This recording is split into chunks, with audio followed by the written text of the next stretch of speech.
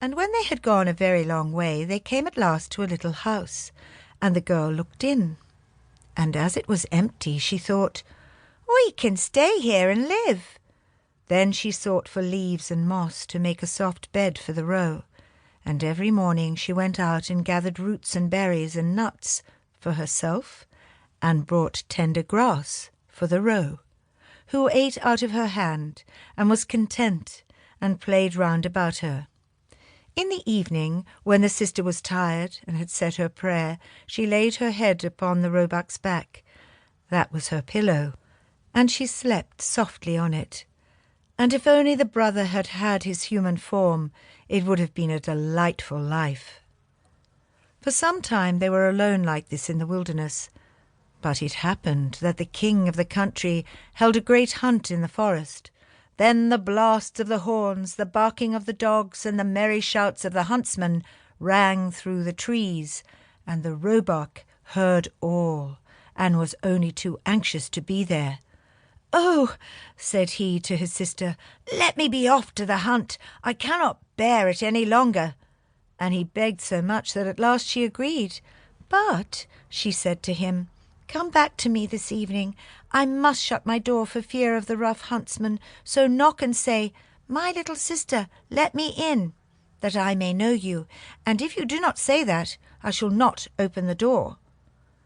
Then the young roebuck sprang away. So happy was he, and so merry in the open air. The king and the huntsman saw the pretty creature and started after him, but they could not catch him, and when they thought that they surely had him, away he sprang through the bushes and could not be seen.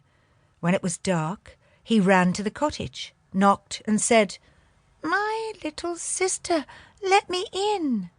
Then the door was opened for him, and he jumped in and rested himself the whole night through upon his soft bed.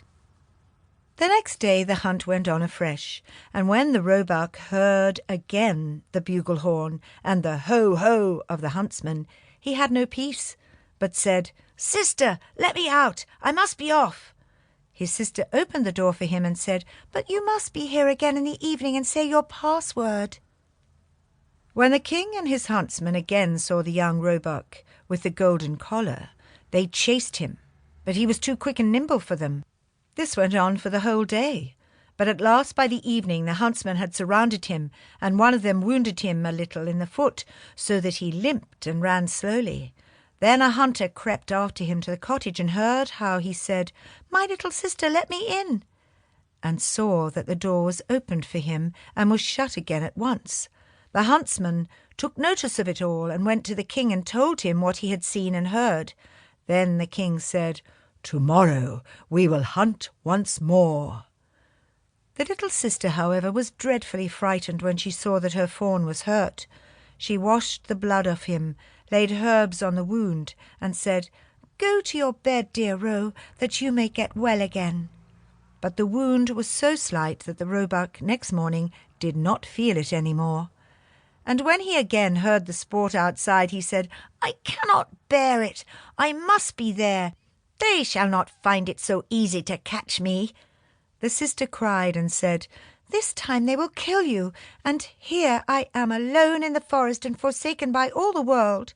I will not let you out." "Then you will have me die of grief," answered the roe. "When I hear the bugle horns, I feel as if I must jump out of my skin." Then the sister could not do otherwise, but opened the door for him with a heavy heart, and the roebuck, full of health and joy, bounded into the forest. When the king saw him, he said to his huntsman, "Now chase him all day long till nightfall, but take care that no one does him any harm." As soon as the sun had set, the king said to the huntsman, "Now come and show me the cottage in the wood." And when he was at the door, he knocked and called out, "Dear little sister, let me in." Then the door opened and the king walked in, and there stood a maiden, more lovely than any he had ever seen. The maiden was frightened when she saw, not her little roe, but a man come in.